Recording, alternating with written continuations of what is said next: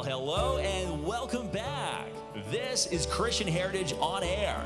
My name is Dr. Thomas Lamr. I'm a homeschooling father of 7, chiropractor by trade, a guy who loves to podcast, and your host of Christian Heritage On Air, a program produced by Christian Heritage Home Educators of Washington, which looks to encourage, teach, and inspire you with biblical vision for your family and the home education process. Well, that, my friends, is what you call a pre-recorded introduction. An introduction which should be somewhat familiar to those of you who have joined us on our webinar programs before, be it live or time-shifted. ChristianHeritageOnAir.com is where you want to go for more information.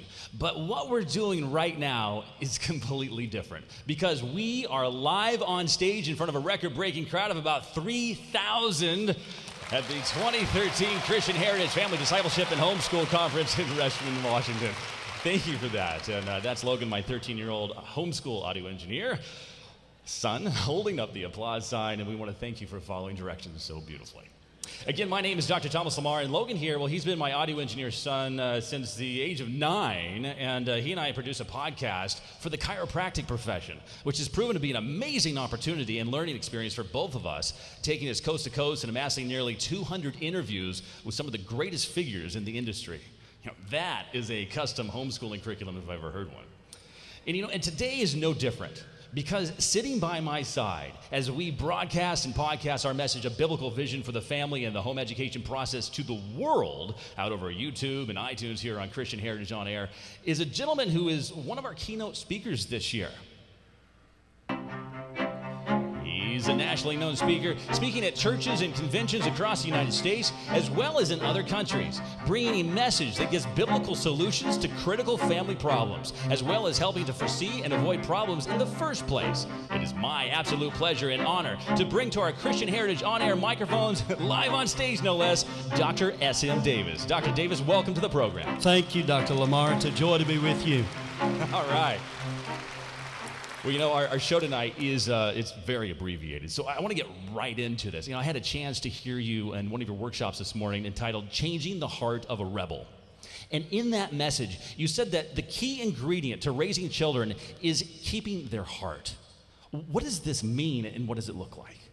In Proverbs, we read, "My son, give me thine heart." And Jesus said, out of the heart proceed all these different things. The heart is the seat of the emotions. It is the citadel of man. The spiritual heart may be compared to the physical heart. The physical heart keeps everything else in the body alive and functioning, and the spiritual heart keeps everything else alive and functioning. And so if a parent has access to their child's heart, then they have access to everything else about their child's life, the child's friends, their future, everything, and they can truly help their child direct their child's life. And if they lose the child's heart, it's like they've lost everything. If you lose the heart, you've lost everything. Speaking of heart, you described what you call the 3 big dangers of the heart. Can you walk us through what those are? The heart, first of all, can be lost, and then after it's lost, it's usually lost through anger.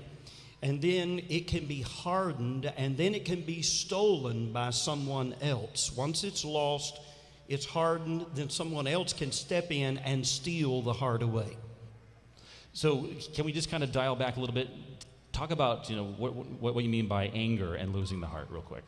Anger is the emotion that so damages a child's life because it's the breaking of the negative command. I don't know whether I really have time to get into that or not, but twice in the Bible we're warned, fathers, provoke not your children to anger or provoke not your children to wrath.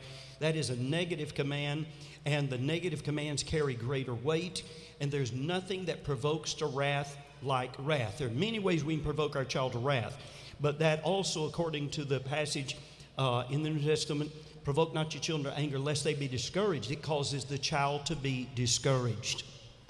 And then the hardening of the heart. What happens? Well, when the heart is lost because of this anger, then the child will, and there's not an apology here. There's nothing, something doesn't happen to repair this broken relationship. Then typically what happens is the child will harden his heart. And when the heart is hardened, one of the most dangerous things, there's is for any of us to have a hard heart. We want to have a soft heart toward God. We want to have a soft, pliable heart toward our parents, toward our family members, and so on. And then finally, the stolen heart. Well, others step in. That's what happened with King David. He lost the people's heart. And Absalom came in, saw what was happening, and he stole their heart away. Now, you talked about something that I found very interesting. You said that when the heart is being stolen, there's almost a formula that's happening. You called it listen, talk, and touch. Yes. In many places, I actually act it out. I reach up and I touch my ears, I'm doing right now, and then I touch my mouth, and then I just reach out like I'm touching someone. And by listening, talking, and touching, listening, talking, and touching, those are the key ingredients that Absalom used to steal the hearts of the people from King David. And those same key ingredients will then work also if a parent has lost a child's heart to get the heart back. They will also work to keep the child from his heart wandering away if the parent will keep that going regularly. And that's kind of what I wanted to touch on as we move towards the close here. It is very abbreviated. But you talk about a daily heart check. So if we know that the listen, talk, touch approach can steal our children away, especially if their heart is in the hardened phase, and we can bring them back by the same method, talk about what you call the daily heart check and how a father, a mother would actually play this out.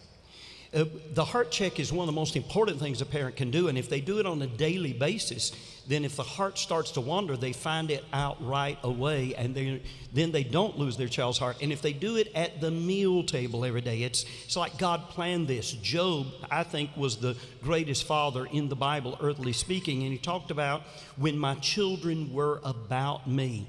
And the psalmist talked about the children as plants around the table. So if when you first start the meal time, then you hold hands together as a family, you're touching. And then all the way through the meal, you're looking at people. You're looking at the people at the table, and you want eye contact. And if somebody at the table looks down, won't look at you, then something is not right. And you're talking, you're listening. You had the touch there. After the dinner table, you can walk over to one of your boys and slap him on the shoulder and say, man, we had a good day today, and boy, I'm so glad we got to have this time together. Man, I sure love you. And you can properly touch your son or your daughter, and it's a heart check, and it's also a way to keep the heart. Wonderful. So something that we can do if we're finding ourselves kind of deep in hot water there and trying to solve a problem, but also like you do to kind of be preventative too. Exactly. A Fantastic. daily thing that people ought to do every day, and that way they're not as likely to lose their children's hearts. Wonderful. I'm getting the wrap-up sign from Logan. You know, it's amazing how fast time can fly when you're recording a radio show live on stage at the 2013 Christian Heritage Family Discipleship and Homeschool Conference with Dr. S.M. Davis. Dr. Davis, what is the best way for our audience to find out more about you and how you're helping Christian families? Our website is solvefamilyproblems.com or solvefamilyproblems.org, either one.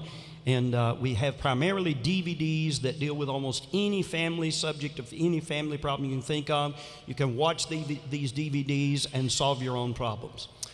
Dr. S.M. Davis, what a pleasure this has been, but way too short. And so I'm super excited, and I'll announce the particulars in just a moment, that you have agreed to join us for a lengthier stay on our next Christian Heritage OnAir broadcast. That is correct. I think we're just a week and a half away from that. We are, and that's going to be great. Okay, so be sure to check out our show notes to find out more information about Dr. Davis, as well as the link that he just mentioned. Dr. Davis, thank you for joining us. Thank you.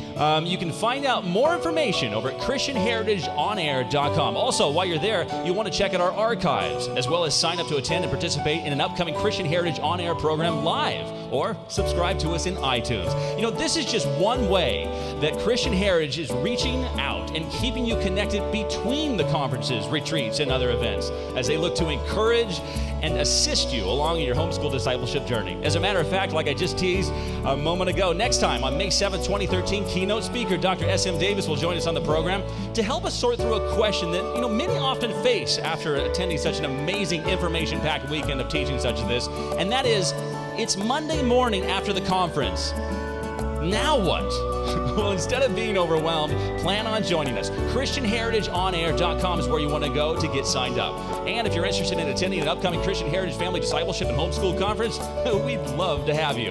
Head on over to ChristianHeritageOnline.org. So until next time, on behalf of Christian Heritage Home Educators of Washington, this is Dr. Thomas Lamr, along with my son Logan, for Christian Heritage On Air. And may God bless you as you diligently pass on a vibrant Christian heritage to your children for God's glory. Good night, everybody, and God bless.